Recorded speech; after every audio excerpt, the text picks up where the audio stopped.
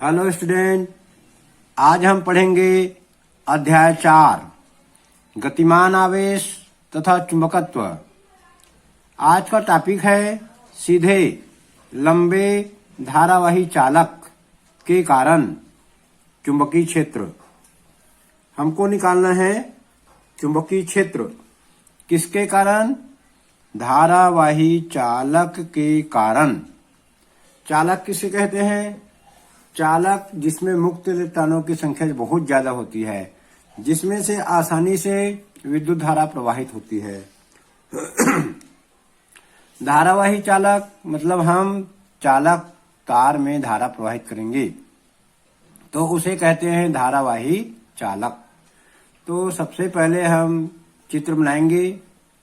यहाँ पर चित्र में देखिए एक सीधे लंबा चालक तार दिख रहा है XY। सीधे लंबा तार दिख रहा है XY। ये सीधे लंबे धारावाही चालक तार, ये चालक तार है। यदि इसमें हम धारा प्रवाहित करेंगे तो ये कहलाएगा धारावाही चालक। इस चालक में हमने एक बिंदु ले लिया O, और O से हम D दूरी पर एक बिंदु लेंगे P। O से D दूरी पर एक बिंदु लेंगे P। जब हम इस चालक तार में XY चालक तार में धारा प्रवाहित करते हैं तो हमें मालूम है और स्टेट के नियम से कि इस चालक तार के चारों ओर चुंबकीय क्षेत्र उत्पन्न हो जाएगा। और इसी चुंबकीय क्षेत्र में हमने ले लिया एक बिंदु P। बिंदु P जो है चालक तार से मिला दिया बिंदु P को, चालक तार में ले लिया बिंदु O और दूरी को मान लिया D। अब हमें सीधे धारावाही चालक तार के कारण चुंबकीय क्षेत्र ज्ञात करने का कोई नियम तो नहीं मालूम है। हमें मालूम है बायो-सेवर्ट का नियम, जो कहता है एक अल्पांश के कारण चुंबकीय क्षेत्र में किसी बिंदु पर चुंबकीय क्षेत्र का मान ज्ञात कर सकते हैं। तो हमको इस चालक तार में एक अल्पांश लेना पड़ेगा। हमने बिंदु O से X दूरी पर एक अल्पांश AB ले लिया है। बिंदु O से X दूरी पर एक अल्पांश AB ले लिया। AB की जो लंबाई है DL, ये अल्पांश बहुत छोटा है। चालक तार बहुत लंबा है, अनंत लंबाई का है, तो अल्पांश का नाम दे दिया DL। अल्पांश को बिंदु P से मिला दिए। अल्पांश की जो दूरी है उसको मान लिया R। अल्पांश जो है AB, बिंदु P से जो कोण बनाया है अल्फा। अब ये अल्पांश AB जो है उसने कोण बनाया है, छोटा अल्पांश है तो छोटा कोण बनाएगा, उसको मान लिया D अल्फा। तो हमने फिगर जो है चित्र हमारा तैयार हो गया। अब जैसे जैसे हमने फिगर में चित्र बनाया है वैसा ही इसका वर्णन करना है। चलिए अब इसका बारे में, चित्र के बारे में लिखेंगे। चित्र के बारे में फिर एक बार बता दूं। सीधे लंबा धारावाही चालक तार का नाम है XY। सीधे लंबे धारावाही चालक तार का नाम है XY। XY पर चालक तार पर धारा प्रवाहित किए, धारा का नाम है I। धारा जा रही है X से Y दिशा में ऊपर की ओर। जब चालक तार में धारा प्रवाहित करेंगे तो इसके चारों ओर चुंबकीय क्षेत्र उत्पन्न हो जाएगा। तो चुंबकीय क्षेत्र में हमने ले लिया एक बिंदु P। P की दूरी जो है O से D मान लिया। O से X दूरी पर एक अल्पांश ले लिया AB, और AB जो है की लंबाई DL है। AB की लंबाई DL है। AB जो है R दूरी पर बिंदु P से R दूरी पर है, और यहाँ एक कोण ले लेते हैं जो छूट रहा था। अल्पांश जो है कोण बनाएगा बिंदु P से थीटा। ये थीटा कोण बन गया। चलिए अब जैसे जैसे हमने चित्र में लिखा है वैसा ही, चित्र में जैसे पढ़ा वैसे हम यहाँ लिखने की कोशिश करेंगे। चित्र में अनंत लंबाई का चित्र में अनंत लंबाई का एक चालक तार XY प्रदर्शित किया गया है, जिसमें I विद्युत धारा X से Y दिशा में प्रवाहित हो रही है। इस चालक तार से स्मॉल d दूरी पर एक बिंदु P है, जहां पर चुंबकीय क्षेत्र की तीव्रता ज्ञात करना है। क्या ज्ञात करना है? चुंबकीय क्षेत्र की तीव्रता। मान लो चालक तार के बिंदु O से x दूरी पर एक अल्पांश से भी है, जिसकी लंबाई dl है। यदि अल्पांश पर हम धारा बहता है I, तो उस अल्पांश को धारा अवयव भी कहते हैं। कई किताब में लिखा है कि धारा अवयव के कारण चुंबकीय क्षेत्र, तो धारा अवयव का नाम हो जाएगा dl। तो हम मानेंगे अल्पांश और धारा अवयव एक ही चीज है, तो हम बायो-सेवर्ट के नियम से अल्पांश के कारण बिंदु P पर चुंबकीय क्षेत्र का मान ज्ञात करेंगे। उसके बाद इस पूरे तार को कई अल्पांश में बांट करके पूरे लंबे तार के कारण चुंबकीय क्षेत्र का मान ज्ञात करेंगे। सबसे पहले हम निकालेंगे एक अल्पांश के कारण चुंबकीय क्षेत्र का मान, फिर हम सीधे चालक तार अनंत लंबाई का जो तार है उसके कारण चुंबकीय क्षेत्र का मान हम ज्ञात कर लेंगे। तो देखिए आगे बायो-सेवर्ट के नियम से चुंबकीय क्षेत्र का मान अल्पांश के कारण निकालते हैं, बाद में हम निकालेंगे पूरे लंबे तार के कारण चुंबकीय क्षेत्र का मान। तो जितना मालूम है सबसे पहले उतना काम करते हैं। बायो-सेवर्ट के नियम से dl लंबाई के अल्पांश के कारण बिंदु P पर चुंबकीय क्षेत्र की तीव्रता, चूंकि अल्पांश के कारण तीव्रता है तो इसको लिखेंगे dP। हम जानते हैं बायो-सेवर्ट का जो नियम है वो धारा पर, चालक की लंबाई पर, चालक के अल्पांश की लंबाई पर और चालक तार की बिंदु P से दूरी पर और कोण पर निर्भर करता है। तो जो dB का मान आएगा μ0/4π I dl sin थीटा, दूरी का वर्ग। तो यहाँ हमने दूरी अल्पांश की जो है r मान लिया है। तो ये हो गया बायो-सेवर्ट के नियम से बिंदु P पर चुंबकीय क्षेत्र की तीव्रता का मान dB बराबर μ0/4π I dl sin θ/r²। इसको ले लिया समीकरण 1। अब हम यहाँ पर देखते हैं चालक तार के एक अल्पांश के कारण तीव्रता निकल गया। अब हमको संपूर्ण चालक तार के कारण तीव्रता निकालना है।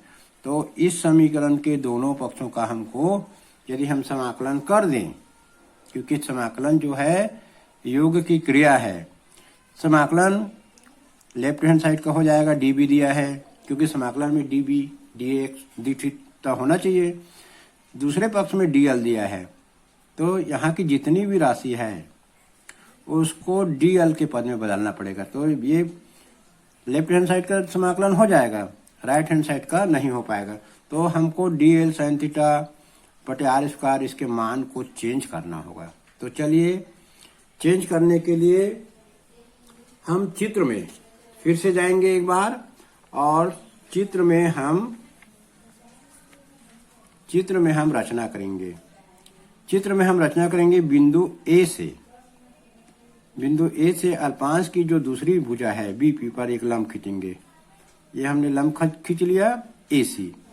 अब इस त्रिभुज में देखेंगे, यहाँ दो त्रिभुज बना है ACB पहला त्रिभुज, दूसरा त्रिभुज बना है ACP और एक तीसरा भी त्रिभुज यहाँ बना हुआ है AOP।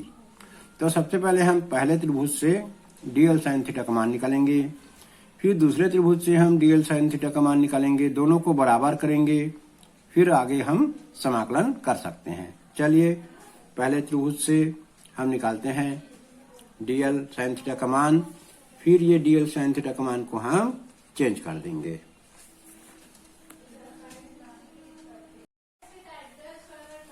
यहाँ लिखेंगे बिंदु A से BP पर लंब डालें। चित्र में हमने बिंदु ए से बीपी पर लंब डाल लिया, यहाँ समकोण त्रिभुज बन गया। तब लिखेंगे समकोण त्रिभुज ACB में, समकोण त्रिभुज ACB में हम देखते हैं, फिर से चित्र देखेंगे एक बार।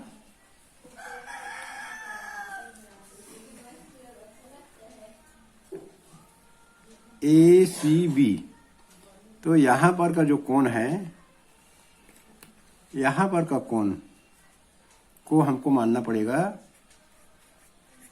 180 ऋण थीटा। ये ऊपर का मान थीटा है, तो नीचे का ये अंदर का कितना होगा 180 ऋण थीटा। तो ये 180 ऋण थीटा बराबर होगा लंब बटे कर्ण, AC बटे AB। तो यहां लेंगे साइन 180 ऋण थीटा बराबर AC बटे AB। आसान को लेना पड़ेगा। अब साइन 180 ऋण थीटा का मान होता है साइन थीटा। त्रिकोणमिति में जाएंगे और देखेंगे साइन 180 ऋण थीटा का होता है साइन थीटा। AC की जगह हम AC रखेंगे चित्र में, AB का मान दिया DL। चलिए अब हमारा DL को साइन थीटा से गुना कर देंगे, DL साइन थीटा बराबर AC। तो इसको लिख सकते हैं AC बराबर DL साइन थीटा। यह आ गया हमारा समीकरण नंबर 2। अब फिर से हम दूसरा समकोण त्रिभुज लेंगे ACP, दूसरा समकोण त्रिभुज ACP से APC में। अब हम दूसरा समकोण त्रिभुज लेंगे, चित्र देखते हैं। ये देखिए हम दूसरा लेंगे ACP। यहां पर बना हुआ है कोण D अल्फा। AC पहले समीकरण में आया AC, तो हम दूसरे त्रिभुज से भी AC का मान निकालेंगे। तो ये दूसरे त्रिभुज के लिए ये लंब, ये कर्ण, ये आधार, तो लंब और ये कर्ण का मान दिया है। लंब और लंब का मान निकालना है, कर्ण का मान दिया है, तो साइन का सूत्र लगेगा, क्योंकि साइन थीटा बराबर होता है लंब बटे कर्ण। चलिए तो हम साइन थीटा का फिर से सूत्र लगाते हैं दूसरे त्रिभुज में। तो यहां दूसरे त्रिभुज में हो जाएगा साइन D अल्फा AC बटे AP, AC बटे AP। अब यहां पर हम मान रखेंगे साइन D अल्फा, AC का मान AC रहेगा, AP का मान R दिया है, तो इसको हल करेंगे अब। तो ये हो जाएगा R साइन D अल्फा बराबर AC, या इसको हम लिख सकते हैं AC बराबर R साइन D अल्फा। ये आ गया AC का मान। लेकिन DL जो है अल्पांश बहुत छोटा है, तो जो कोण बिंदु P पर बना है बहुत छोटा बना है, तो यहां लिखेंगे लेकिन D अल्फा बहुत छोटा है। तो हम लेंगे साइन D अल्फा बराबर D अल्फा। तो ऊपर के जो समीकरण है AC बराबर R साइन D अल्फा की जगह हम लोग ले लेंगे केवल D alpha. Sine D alpha की जगह ले लेंगे केवल D अल्फा लेंगे। तो चलिए हम लेते हैं यहाँ पर AC बराबर R इंटू D अल्फा। ये साइन D अल्फा को हटा देंगे, यहाँ से साइन D अल्फा की जगह हम हटा देंगे और ले लेंगे केवल D अल्फा। क्यों? क्योंकि साइन D अल्फा के इक्वल होगा। यदि D अल्फा बहुत छोटा है तो यहाँ लिखेंगे D अल्फा। ये आ गया हमारा समीकरण नंबर 3। अब हम समीकरण 2 और 3 से देखते हैं। दोनों का लेफ्ट हैंड साइड बराबर है। समीकरण 2 है AC बराबर, देखो समीकरण 2 क्या है यहाँ लिख लेते हैं। समीकरण 2 है AC बराबर DL साइन थीटा। यह है हमारा समीकरण 2। हमारा समीकरण 2 है ए सी बराबर डी एल साइन थीटा। समीकरण 3 जो है ए सी बराबर आर इंटू डी अल्फा। तो यहाँ लिखेंगे समीकरण 2 और 3 से, यहाँ लिखेंगे समीकरण 2 व समीकरण 3 से। दोनों का लेफ्ट साइड बराबर है तो राइट साइड को हम लोग यहाँ पर बराबर कर देंगे, बराबर करेंगे। चलिए ये आर डी अल्फा को मैं यहाँ ए सी पर रख दूंगा, आर इंटू डी अल्फा को ए सी की जगह, क्योंकि ए सी बराबर है तो लेफ्ट बराबर है तो राइट हैंड साइड भी बराबर हो जाएगा। चलिए आर डी अल्फा बराबर डी एल साइन थीटा, ये आ गया हमारा नया समीकरण, जिसका जो है हम डी एल साइन थीटा के लिए हमारा नया समीकरण आ गया। इस डी एल साइन थीटा का मान मैं समीकरण 1 में रख दूंगा। तो लिखेंगे डी एल साइन थीटा का मान समीकरण 1 में रखने पर, डी एल साइन थीटा का मान समीकरण 1 में रखने पर, तो समीकरण 1 को लिख लेते हैं यहाँ पर। समीकरण 1 था डी बी बराबर mu 0/4 pi I D L sine theta बटे आर स्क्वायर। ये है समीकरण 1। यहाँ डी एल साइन थीटा का मान रख देंगे R D alpha, D B बराबर mu 0/4 pi I R into D alpha, R R R यहाँ आर लगेगा, आई आर डी अल्फा बट्टे आर का स्क्वायर। तो इस सूत्र को इसमें हमने डी एल साइन थीटा की जगह रख दिया आर डी अल्फा यहां से। तो एक बार फिर से लिख देता हूं इसी समीकरण को।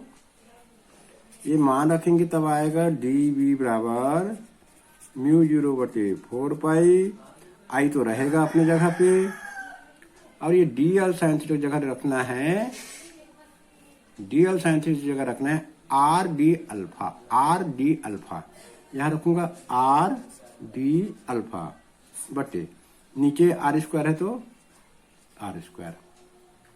थोड़ा सा ये गलत हो गया, क्या सा ओवर राइटिंग नहीं होना चाहिए। ये आ गया हमारा डी बी बराबर mu 0/4 pi I R D alpha बटे आर स्क्वायर।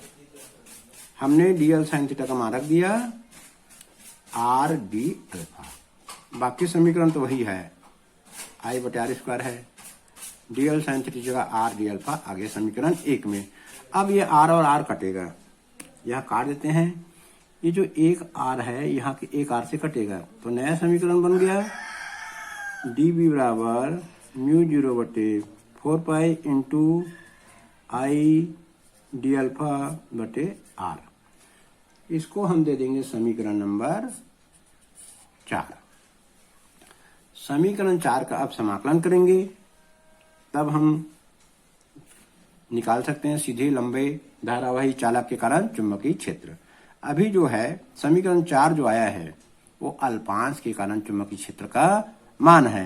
यदि हम इसका समाकलन करेंगे तो लेफ्ट हैंड साइड का तो हो जाएगा, राइट हैंड साइड का मान डी अल्फा के सापेक्ष होगा, क्योंकि यहाँ डी अल्फा आ गया, पहले डी एल था अब डी अल्फा आ गया। तो ये जो आर का मान है, अल्पांश की दूरी है बिंदु पी से, ये बदल सकती है, तो इसको ऐसे राशि में बदलेंगे जिसका मान नहीं बदलता है। तो हम फिर से आर के मान को बदलने के लिए हमको चित्र में जाना पड़ेगा। हम चित्र में जाते हैं, चित्र में यहाँ देखेंगे, ये देखिए एक नया त्रिभुज दिख रहा है हमको ए ओ पी। इसमें आर का मान है, अल्पांश की दूरी, ये अल्पांश जैसे बढ़ेगा दूसरा अल्पांश लेंगे दूरी बढ़ जाएगी। तो यहाँ देखते हैं आर एक्स और डी दिया हुआ है, एक्स की दूरी भी बढ़ जाएगी अल्पांश बदलेगा तो, लेकिन ये जो दूरी है ओ से पी ये निश्चित है। तो आर को हमको डी के पद में बदलेंगे, तब हम इसका समाकलन जो है समीकरण 4 का कर सकते हैं। तो चलिए हम लेते हैं नया त्रिभुज AOP और R को जो है D के पद में बदल लेंगे। हम यहां लेंगे नया समकोण त्रिभुज, समकोण त्रिभुज AOP में हम यहां पर लेंगे हमको लेना है D का मान। D जो आधार है और R कर्ण है, तो आधार बटे कर्ण का सूत्र लेना पड़ेगा। आधार बटे कर्ण का सूत्र लेने के लिए हमको cos लेना पड़ेगा। cos अल्फा बराबर होता है आधार बटे कर्ण, तो cos अल्फा बराबर हो जाएगा आधार में जो है, आधार में OP और कर्ण में है AP, OP बटे AP। अब हम देखते हैं यहाँ OP का मान रख देंगे, OP का मान है D, AP का मान है R। cos अल्फा बराबर आ गया D बटे R। अब R बराबर हो जाएगा, R को इधर ले लेते हैं और cos अल्फा को नीचे, तो R बराबर हो जाएगा D बटे cos अल्फा। R को हम चेंज कर सकते हैं D के पद में, तो इसका मान, इस R का मान समीकरण 4 में रखने पर, R के मान को समीकरण 4 में हम लोग रखेंगे।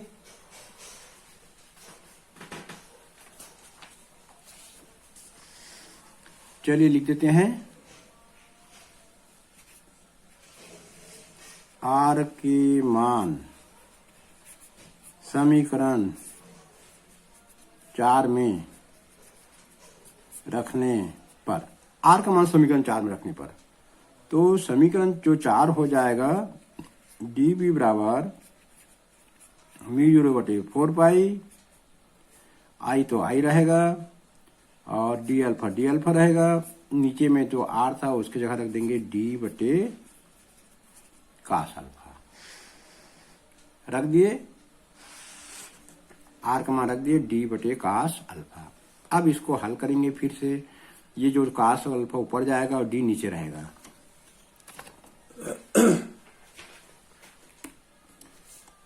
चलिए आगे हल करते हैं इसको, तो dB बराबर हो जाएगा mu 0/4 pi into cos alpha, I तो रहेगा अपने जगह में, I कहीं नहीं जाएगा, cos अल्फा ऊपर जाएगा, d अल्फा गुणित cos अल्फा बटे नीचे में आ जाएगा D। ये जो D है नीचे रहेगा, ये cos अल्फा जो है ऊपर चले जाएगा। अब इसको आगे लिख सकते हैं, अच्छे से लिख दें जमा करके। अब हमारा जो है समाकलन हो जाएगा, क्योंकि cos अल्फा आ गया, d अल्फा आ गया, ये नियत राशि है, ये भी नियत राशि है, तो अब हम दोनों पक्षों का समाकलन कर सकते हैं। चलिए तो इसको अच्छे से लिख लेते हैं जमा करके, dB बराबर mu 0/4 pi I cos alpha d alpha बटे d। ये जो समीकरण आया है, समीकरण जो आया है अल्पांश के कारण बिंदु P पर चुंबकीय क्षेत्र का मान आया है, इसको देते हैं समीकरण 5। अब इस समीकरण का हम दोनों पक्षों का समाकलन कर सकते हैं, क्योंकि इधर dB आ गया, अब इधर d अल्फा आया है, उसी के पद में cos अल्फा आया है, और I और जो है निश्चित राशि है, म्यू 0/4 पाई भी एक निश्चित राशि है, इसका मान था 10⁻⁷ टेस्ला। तो चलिए अब हम समीकरण 5 का संपूर्ण चालक तार के लिए चुंबकीय क्षेत्र निकालने के लिए समीकरण 5 के दोनों पक्षों का समाकलन करेंगे। अब हम निकालेंगे संपूर्ण चालक तार के कारण बिंदु P पर चुंबकीय क्षेत्र की तीव्रता। संपूर्ण चालक तार के कारण बिंदु P पर चुंबकीय क्षेत्र की तीव्रता ज्ञात करने के लिए Px तथा Py को मिलाओ। चित्र में Px और Py को मिलाना है। चलिए मिलाते हैं। मान लो OPy बराबर अल्फा 1 और OPx बराबर अल्फा 2। चित्र में हम मिलाएंगे।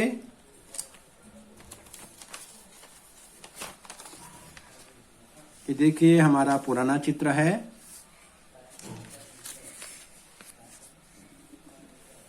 हम जो है y को ये जो y है, y को हम मिलाएंगे,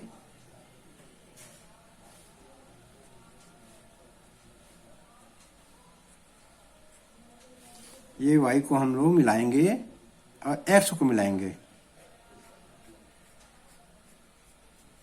ये मिला दिए। ये जो है y जो है अनंत लंबाई तो बहुत दूर है, ऐसे हम लोग यहाँ p से मिला दिए, तो यहाँ जो कोण बनेगा अल्फा 1, यहाँ जो कोण बनेगा, ये जो कोण पूरा बनेगा ये इस लाइन तक बनेगा, ओपी लाइन तक बनेगा। जो कोण बनेगा ये होगा अल्फा 1, और ये दूसरा जो इधर बनेगा कोण, ये बनेगा अल्फा 2। ये जो कोण बनेगा ओपी लाइन से पी एक्स लाइन, वो अल्फा 2 बनेगा, और ये ओपी लाइन से पी वाई लाइन पर जो कोण बनेगा वो बनेगा अल्फा 1। मिला दिए, पी एक्स और पी वाई को मिलाया तो बन गया कोण अल्फा 1 और अल्फा 2।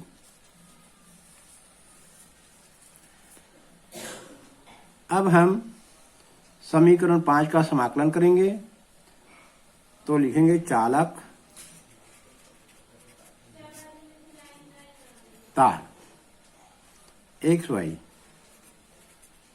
के कारण, चालक तार एक्स वाई के कारण बिंदु P पर चुंबकीय क्षेत्र की तीव्रता, बिंदु P पर चालक तार एक्स वाई के कारण बिंदु P पर चुंबकीय क्षेत्र की तीव्रता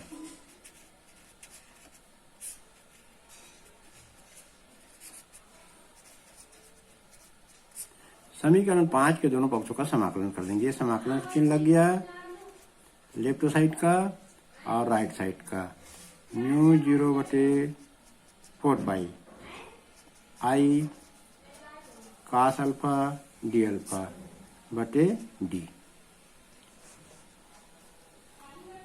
आगे बढ़ाते हैं समाकलन को, तो लेफ्ट साइड जो है db, तो db का जो समाकलन होगा b। लेकिन दूसरे पक्ष का समाकलन करने के लिए, क्योंकि तार बहुत लंबा है और तार जो है अल्फा 1 और अल्फा 2 कोण बनाता है बिंदु P से, तो यहाँ पर हमको समाकलन में सीमाएं लेना पड़ेगा। यहाँ लेंगे अल्फा 2 और ये अल्फा 1। यहाँ हम ले लेते हैं, क्योंकि दिशा दोनों की उल्टी है बिंदु P से, तो यहाँ ले लेंगे माइनस, और यहाँ लिख देंगे म्यू 0/4 इंटू आई कास अल्फा डी अल्फा बटे डी। यहाँ माइनस अल्फा 2 लेंगे, यहाँ अल्फा 1 प्लस, क्योंकि हम देखते हैं चित्र में बिंदु O से जो x है, ऐसा हमारा चित्र बना हुआ है। ये बिंदु O है और ये है x और ये है हमारा y। अब बिंदु P यहाँ पर है, ऐसे मिलाए थे, ये है बिंदु P। तो जो बिंदु P जो है वो x से, बिंदु जो P है, बिंदु P है x से और y से। O से हमको देखना है, तो O से हम नीचे जाएंगे तब x मिलता है, O से हम ऊपर जाएंगे तो y मिलता है। तो इसकी दिशा जो है, बिंदु O हमारा बेस बिंदु है, O से x जाएंगे तो उल्टी दिशा है और ये दूसरी दिशा है। तो यहाँ पर हम लोग लेंगे माइनस अल्फा 2 और ऊपर लेंगे अल्फा 1। तो यहाँ पर माइनस इसलिए लिखा क्योंकि जो बिंदु x है O के सापेक्ष दूसरी दिशा में है, और बिंदु y जो है O के सापेक्ष दूसरी दिशा में है, तो एक को ऋणात्मक लेना पड़ेगा और एक को धनात्मक। यदि x और y बिंदु O के सापेक्ष एक ही दिशा में होते, यदि x भी इधर होता y की दिशा में, तब ये प्लस हो जाता। चलिए, तो इसको हमने ले लिया माइनस, इसको ले लिए प्लस। अब हम जिसका मान निश्चित है उसका समाकलन नहीं होता। हम जानते हैं नियत राशि का समाकलन नहीं होता, हम 11वीं में पढ़े हैं। तो आगे लिख देते हैं, चलिए आगे लिखते हैं b बराबर म्यू 0/4 का मान निश्चित होता है, ये तो जानते हैं। i का मान निश्चित है, db की दूरी निश्चित है, तो समाकलन हमारा होगा cos अल्फा डी अल्फा का। समाकलन हमारा होगा cos अल्फा डी अल्फा। ये निश्चित राशि को हमने बाहर मान लिया, नियतांक बोलते हैं इसको, बाहर कर लिए। केवल cos अल्फा डी अल्फा का हमारा समाकलन होगा। तो cos अल्फा का क्या समाकलन होता है, पहले लिख लेते हैं निश्चित राशि को, और इसका समाकलन cos अल्फा का होता है sin अल्फा। cos अल्फा का समाकलन क्या होता है, sin अल्फा। और यहाँ पर हम लिख देंगे -α2 और α1। अब चलिए आगे बढ़ते हैं। अब इसके मान को एक बार α1 को रखेंगे और दूसरे -α2 को रखेंगे। समाकलन अब आ गया हमारा, आखिरी आ गया समीकरण। ये हो गया I/D। साइन अल्फा के जगह α1 रखेंगे इसके मान को, और ऋण करके -α2 को रखेंगे, साइन -α2। माइनस इसलिए क्योंकि हम माइनस है, ये माइनस जो निश्चित समाकलन को हल करते थे माइनस ही आता है, इसलिए b बराबर μ0/4π इंटू I/D साइन α1। साइन -α2 का होता है -sin α2, -sin α2। त्रिकोणमिति से आया ये, यहाँ पर माइनस है वो सामने आ जाता है। चलो इसको एक लाइन हल करते हैं आगे। तो ये आ जाएगा b बराबर μ0/4π I/D साइन α1 प्लस साइन α2। तो ये आ गया हमारा समीकरण नंबर, इसको हम लोग 6 दे देते हैं। ये आ गया हमारा समीकरण नंबर 6। ये जो समीकरण 6 है, संपूर्ण चालक तार के कारण बिंदु P पर चुंबकीय क्षेत्र का मान आ गया। अब हम यदि मानते हैं, हमको मिल चुका है समीकरण नंबर 6, चालक तार, धारावाही चालक तार के कारण बिंदु P पर चुंबकीय क्षेत्र का मान b बराबर μ0/4π I/D साइन α1 प्लस साइन α2। यहाँ लिखेंगे समीकरण 6। समीकरण 6 सीमित लंबाई के धारावाही चालक तार के कारण बिंदु P पर चुंबकीय क्षेत्र का व्यंजक है। अब हम मानते हैं कि चालक तार बहुत लंबा है। जब चालक तार की लंबाई असीमित हो, बहुत लंबा है, तब बिंदु P चालक के केंद्र के पास हो। तो हम फिर से चित्र में देखेंगे एक बार जाकर के, चालक तार को बहुत लंबा मानेंगे। ये जो चालक तार को हम बहुत लंबा मानेंगे ऊपर, और इसको बहुत नीचे लंबा, तब बिंदु P पर जो बनने वाला कोण है, बिंदु O से चालक तार बहुत लंबा हो जाएगा। तो ये जो कोण है, यहाँ पर जो कोण बनता है, यहाँ पर जो कोण बनेगा OP लाइन से, यहाँ पर जो कोण बनेगा, चालक तार को बहुत लंबा कर देंगे तो यहाँ पर जो कोण बनेगा वो 90 का बनेगा। यहाँ पर जो कोण बनेगा 90 का बनेगा। चालक तार लंबा होगा तो ये कोण बढ़ते जाएगा। उसी प्रकार से हम देखते हैं कि जो बिंदु X है, बिंदु X है, उसका भी मान ऐसे बढ़ेगा। यहाँ पर भी जो कोण बनेगा वो 90 का बनेगा। तो हम ले लेते हैं α1 की जगह 90 और α2 की जगह 90 ले लेंगे। तो यहाँ लिखेंगे इस स्थिति में जब चालक तार की जो लंबाई है असीमित है, तो इस स्थिति में α1 बराबर हो जाएगा 90, α2 हो जाएगा 90। तो समीकरण 6 में हम α1 α2 की जगह 90 रख देंगे। तो यहाँ लिखेंगे समीकरण 6 से। समीकरण 6 क्या था, b बराबर निकला था μ0/4π इंटू I/D, और अंदर में था साइन α1 तो साइन 90 प्लस साइन α2 तो साइन 90। साइन 90 का मान 1 होता है, 1 और 1 तो b का मान आ गया म्यू 0/4 इंटू आई बटे डी इंटू 1/1 1/1 आ गया। अब जोड़ के इसको हल कर देते हैं तो b बराबर आ गया म्यू 0/4 आई बटे डी इंटू 2। तो b बराबर आ जाएगा म्यू 0/4 इसको लिख सकते हैं 2i बटे डी।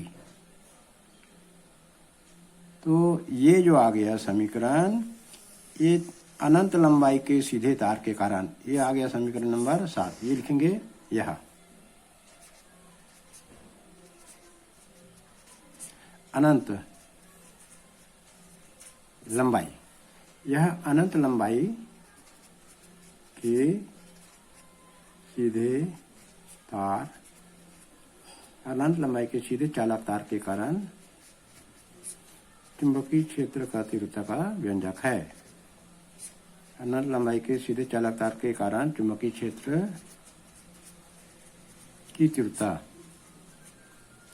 का व्यंजक है। यह अनंत लंबाई के सीधे चालक तार के कारण चुंबकीय क्षेत्र की तीव्रता का व्यंजक है। b बराबर म्यू 0/4 2i बटे डी। अब हम एक और लेंगे। ये स्थिति कब निकला? जब चालक तार की लंबाई अनंत हो, असीमित हो मतलब अनंत हो, और बिंदु P जो है चालक के केंद्र के पास हो। जब चालक बिंदु P जो कहाँ रहेगा? चालक के जो केंद्र माने हैं वो बिंदु पर रहेगा तब। अब एक और दूसरी स्थिति में पढ़ते हैं। चलिए दूसरी स्थिति और पढ़। अब हम निकालेंगे स्थिति 2। जब चालक तार की लंबाई असीमित हो तथा बिंदु P जो है तार के किनारे x या y के समीप हो। बिंदु P जो है तार के किनारे x और y पर हो। चित्र में देखते हैं। चलिए चित्र देखते हैं। जब बिंदु P को हमने मान लेते यहां पर है, बिंदु P यहां पर नहीं है, बिंदु P कहां पर है? ये x के पास हो, x के समीप, इधर आसपास।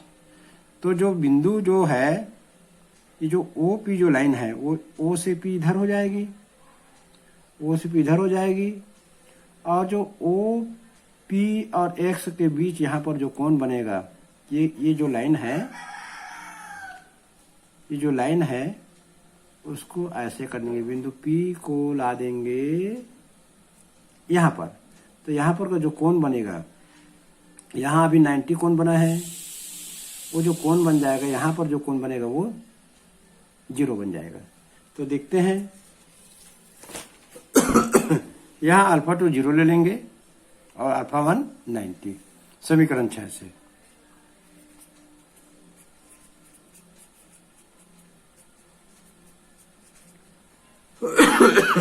b बराबर म्यू 0/4 आई बटे डी दिया हुआ है। अल्फा 1 का मान 90 रख देंगे, अल्फा 2 का मान 0 रख देंगे। साइन 0 का मान 0 होता है, साइन 90 का मान 1 होता है, रख देंगे मान को।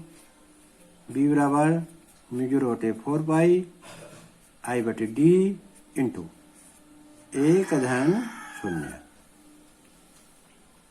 तो b बराबर क्या आ जाएगा? b बराबर आ जाएगा म्यू 0/4 इंटू आई बटे डी इंटू 1।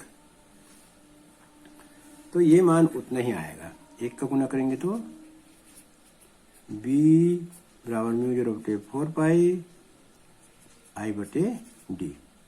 ये आ गया समीकरण नंबर 8। ये आ गया समीकरण 8। तो चलिए हमारा जो समीकरण हो गया, बन गया। व्यंजक बहुत लंबा था, और चूंकि लंबा तो था, ये पेपर में बहुत बार बार आता है, इसलिए इसको पढ़ना बहुत जरूरी है।